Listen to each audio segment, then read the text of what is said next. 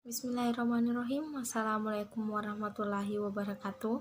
Perkenalkan, nama saya Putri Aidillah dari Prodi Akuntansi Syariah kelompok 2. Yang akan saya jelaskan di sini yaitu tata tulis dan ejaan bahasa Indonesia.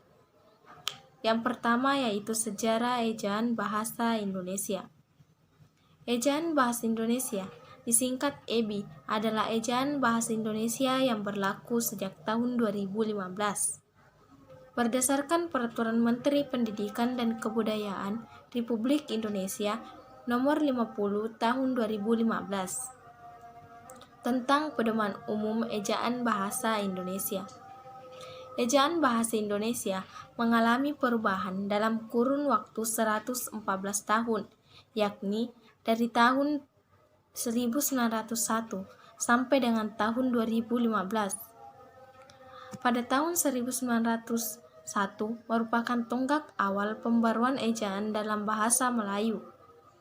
Pembaharuan ejaan tersebut sebagai imbas gerakan pembaruan ejaan yang telah dilakukan lebih dari 31 bahasa modern sejak awal abad ke-19.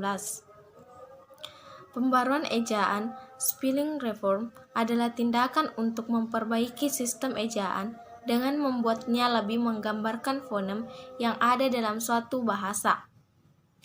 Penelitian yang terkait dengan perkembangan ejaan dalam bahasa Indonesia masih sangat minim.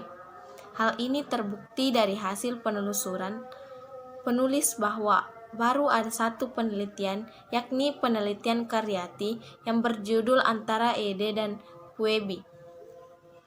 Suatu analisis komparatif 2016. Hasil penelitiannya menunjukkan bahwa adanya perubahan dari EYD ke WEBI. Perubahannya meliputi penambahan, penghilangan, pengubahan, dan pemindahan klausul. Tulisannya fokus pada perubahan ejaan dari EYD ke EBI, sedangkan tulisan ini berupaya memaparkan perubahan-perubahan ejaan dari ejaan Van of Hugison 1901 sampai dengan ejaan bahasa Indonesia pada tahun 2015. Yang kedua yaitu penggunaan huruf. Yang pertama, huruf abjad. Abjad yang digunakan dalam ejaan bahasa Indonesia terdiri atas huruf yang berikut, yaitu huruf A sampai dengan huruf Z. Yang kedua, huruf vokal. Huruf yang melambangkan vokal dalam bahasa Indonesia terdiri atas huruf A, E, O, I, dan U. Yang ketiga, huruf konsonan. Huruf yang melambangkan konsonan dalam bahasa Indonesia terdiri atas huruf-huruf B, C, D, F, H, J, K, L, M, N, P, Q, R, S, T, V, W, X, Y, dan Z. Yang keempat yaitu huruf diftong. Di dalam bahasa Indonesia terdapat diftong yang dilambangkan dengan ai, au, dan oi. Yang kelima yaitu gabungan huruf konsonan. Di dalam bahasa Indonesia terdapat 4 gabungan konsonan, yaitu KH, NG, NY, dan SY. Masing-masing melambangkan satuan bunyi konsonan.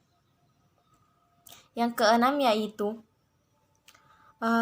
huruf kapital atau huruf besar. Pemakaian huruf yang lazim dalam bahasa Indonesia adalah huruf kapital atau huruf besar dan huruf miring. Sedangkan huruf tebal tidak pernah diatur dalam pedoman EYD. Yang ketujuh yaitu huruf miring. Huruf miring dalam cetakan dipakai untuk menuliskan nama buku, majalah, dan surat kabar yang dikutip dalam tulisan termasuk dalam daftar pustaka. Huruf miring dalam cetakan dipakai untuk menegaskan atau mengkhususkan huruf, bagian kata atau kelompok kata dalam kalimat. Huruf miring dalam cetakan dipakai untuk menuliskan kata ilmiah atau ungkapan asing atau daerah kecuali telah disesuaikan ejaannya. Yang kedelapan yaitu huruf tebal. Huruf tebal dipakai untuk menegaskan bagian tulisan yang sudah ditulis miring. Huruf tebal dapat dipakai untuk menegaskan bagian-bagian karangan seperti judul buku, bab, atau subbab. Selanjutnya yaitu pelafalan huruf. Abjad bahasa Indonesia terdiri atas 26 huruf. Dalam abjad itu terdapat 21 konsonan dan 5 huruf vokal. Bahasa Indonesia juga menggunakan gabungan konsonan. Contoh, KH seperti dalam khusus, akhir. NG seperti dalam ngilu, bangun. Setiap gabungan konsonan itu menghasilkan satu fonem atau satuan bunyi.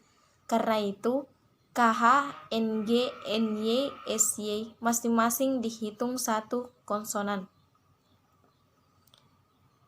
Diftong adalah gabungan dua huruf vokal. Contoh, diftong AI dalam kata pandai dilafalkan pandai. Jika vokal beruntun AI atau AU dalam kata yang pelafalan sama persis dengan huruf aslinya, vokal tersebut bukan diftong. Selanjutnya, lafal atau pengucapan. Dengan berpedoman pada EYD dalam membaca singkatan kata yang dibaca dengan huruf demi huruf, pelafalannya pun harus sesuai dengan huruf bahasa Indonesia. Vokal. Vokal dilafalkan agak panjang apabila berada pada suku kata terbuka. Misalnya suka, mata, denda, tangga. Pelafalan vokal A atau lain ada yang agak singkat apabila berada pada suku tertutup, misalnya depan, besar, kelam. Selanjutnya vokal. Vokal mempunyai dua alofon, yaitu U pada suku terbuka dan U pada suku tertutup. Suku terbuka, upah, tukang. Suku tertutup, bungsu, rumput. Konsonan. Konsonan dilafalkan jelas apabila berada pada posisi awal suku kata, misalnya balas, bina, benar, bola. Konsonan yang lain yang dilafalkan seperti bunyi apabila berada posisi akhir suku kata, misalnya Sabtu dilafalkan Sabtu. Berdasarkan uraian tersebut, dapat kita simpulkan bahwa pelafalan adalah hal yang sangat penting dalam pengucapan bunyi bahasa. Pelafalan baku. Dalam pelafalan baku, hendaknya melafalkan kata sesuai dengan kaidah EYD. Jika terjadi pelafalan yang salah, akan terjadi perbedaan makna. Contoh, dia terkena bisa ulat. Kata bisa pada kalimat tadi berarti racun. Kata bisa itu bisa tertukar maknanya menjadi dapat melakukan. Materi selanjutnya yaitu penulisan huruf. Huruf kapital. Dalam pedoman umum EYD, terdapat beberapa kaidah penulisan huruf kapital. Berikut disajikan beberapa hal yang masih perlu kita perhatikan.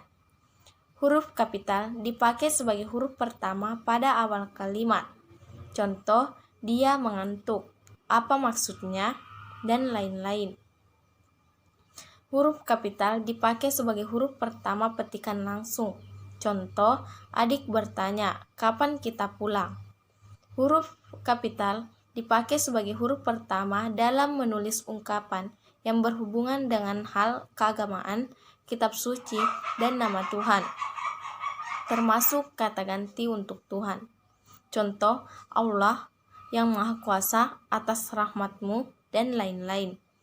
Huruf kapital tidak dipakai sebagai huruf pertama untuk menuliskan kata-kata seperti imam, makmum, doa, puasa, dan misa. Huruf kapital dipakai sebagai huruf pertama gelar kehormatan, keturunan, dan keagamaan yang diikuti nama orang. Contoh, Sultan Hasanuddin, Nabi Muhammad, Imam Hanafi, dan lain-lain. Huruf kapital tidak dipakai sebagai huruf pertama nama gelar kehormatan, keturunan, dan keagamaan jika tidak diikuti nama orang. Contoh, seorang nabi adalah utusan Tuhan. Sebagai seorang sultan, dia patut dihormati. dan lain-lain. Huruf kapital dipakai sebagai huruf pertama nama jabatan dan pangkat yang diikuti nama orang, nama instansi, atau nama tempat. Contoh, Gubernur Bali, Gubernur Fosibowo, Kepala Kantor Wilayah, dan lain-lain. Nama jabatan dan pangkat itu tidak ditulis dengan huruf kapital jika tidak diikuti nama orang, nama instansi, atau nama tempat. Contoh, siapa yang dilantik menjadi gubernur? Ayah dia seorang jenderal bintang 3. Huruf kapital dipakai sebagai huruf pertama nama bangsa, suku, dan bahasa. Contoh, bangsa Indonesia, suku Banjar, bahasa Perancis. Mengindonesiakan kata-kata asing ke Inggris-Inggrisan. Perhatikan juga yang dituliskan dengan huruf kapital hanya nama bangsa, nama suku, dan nama bahasa. Sedangkan kata bangsa, suku, dan bahasa ditulis dengan huruf kecil saja. Contoh bangsa Indonesia, suku Banjar, bahasa Perancis.